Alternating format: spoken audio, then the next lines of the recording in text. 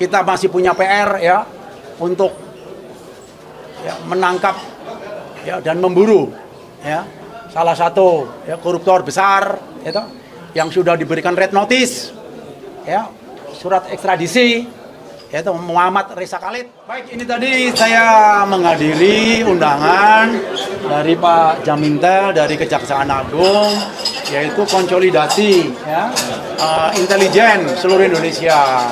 Ya, jadi di sini Bapisus ya diminta untuk memberikan ya sebagai narasumber ya itu apa-apa yang mungkin bisa disinergiskan ya atau apa yang bisa kita bantu ya sebagai kepala Bapisus ya terhadap proses untuk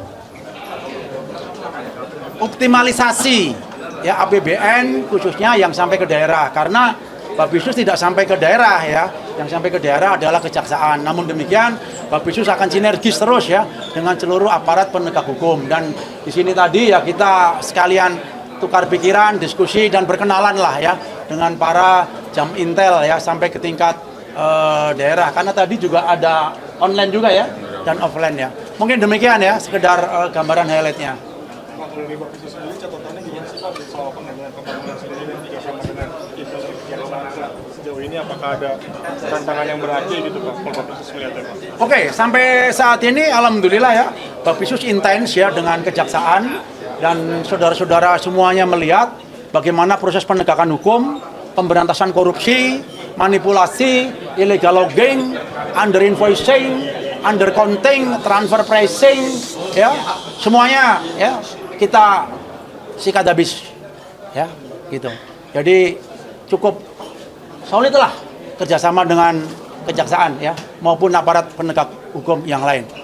Dari sejauh ini Pak yang paling besar mungkin Pak yang sedang ditangani atau bakal segera diungkap itu dari Bapisus dan Kejaksaan sendiri apa Pak?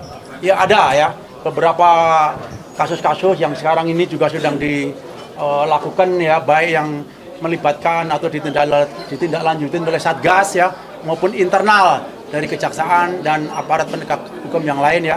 Ya kita lihat aja setiap saat kan berita-berita yang timbul, kalau sudah fake, ya, akurat ya, autentifikasinya jelas ya, masuk ke ranah hukum pasti nanti akan segera di-announce ya oleh APH. Kan kasusnya ada banyak tadi ya Pak disebut, ini kan salah satu yang masih berkembang luas ini kasus ex-Jampitsus yang juga paling baru ini kematiannya Sutrimo salah satunya yang diduga bekerja di rumah ex-Jampitsus. Ini kalau dari pantauan Bapisus apa yang menyebabkan lama banget pengungkapan Sutrimo ini siapa dan kejelasannya seperti apa dari Bapisus, pantauannya seperti apa? Oke. Ya, Bapisus menyerahkan ya semua proses materi hukum kepada aparat penegak hukum ya. Tidak ada intervensi apapun yang berkaitan dengan materi penegakan hukum. Namun demikian ada hal yang cukup besar ya.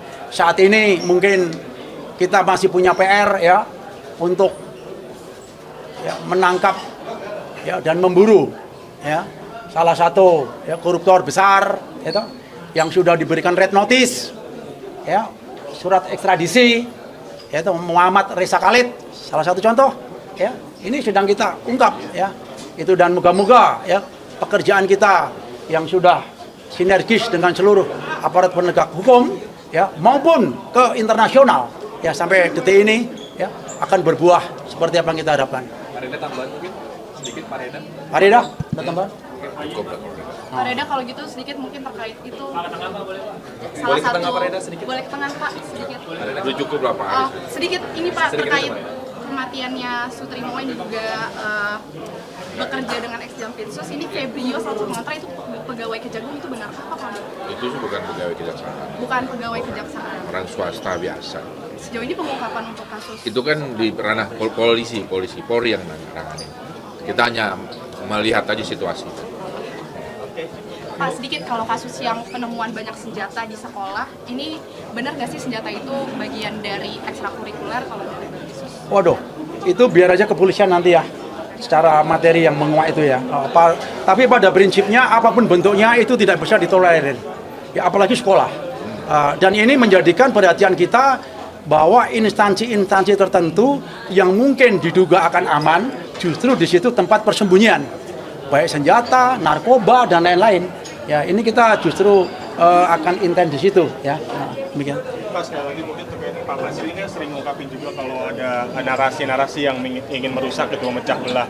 Dan kita tahu kemarin di media sosial juga ramai soal mau dipagari. Dengan media-media sosial yang notabene itu diluncurkan atau dikeluarkan oleh orang-orang yang tidak bertanggung jawab ya. Itu aja. Terakhir Pak Haris, terkait soal masalah isu reshuffle gimana Pak? Masalah Isu reshuffle. reshuffle itu hak prerogatif Pak Presiden. Saya tidak boleh menjawab, ya kan? Itu tunggu aja setiap saat kebijakan beliau. Jadi memang benar Pak, Kapolri sama Kejagung gimana Pak? Setiap saat pejabat pasti dievaluasi, ya kan? Ada raportnya, itu ada performance appraisal-nya, ya kan? Itu. Dan itu otoritas hak prerogatif Pak Presiden. Pak, tapi dari Surprise Kapolri itu udah dikasih presiden ke DPR Pak atau belum sih Pak? Waduh, itu juga sama. Itu hak prerogatif Pak Presiden. Itu kalian tuh gelitikin saya melulu. Nah, itu tugas wartawan. Tapi saya nggak geli-geli, digelitikin nggak geli-geli. Pak, tapi ada target gak sih? Oke ya. Hah? Ini ada target gak pengungkapan kematian Sutrimo yang masih jadi pertanyaan ini? Kenapa? Oh iya, pengungkapan hukum Pak Presiden selalu tegakkan seadil-adilnya, tanpa ada pandang bulu. Ya, dan sekarang udah kita buktikan tanpa ada pandang bulu. Ya, itu step by step ya. Kita harus berantas korupsi ini yang sudah mengakar. Yang dulu kita bilang oligarki, tidak ada oligarki. NKRI harus berdiri paling utama. Terima kasih. Ya, terima kasih.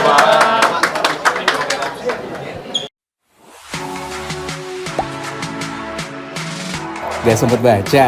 Dengerin aja, klik icon text to speech di okezone.com.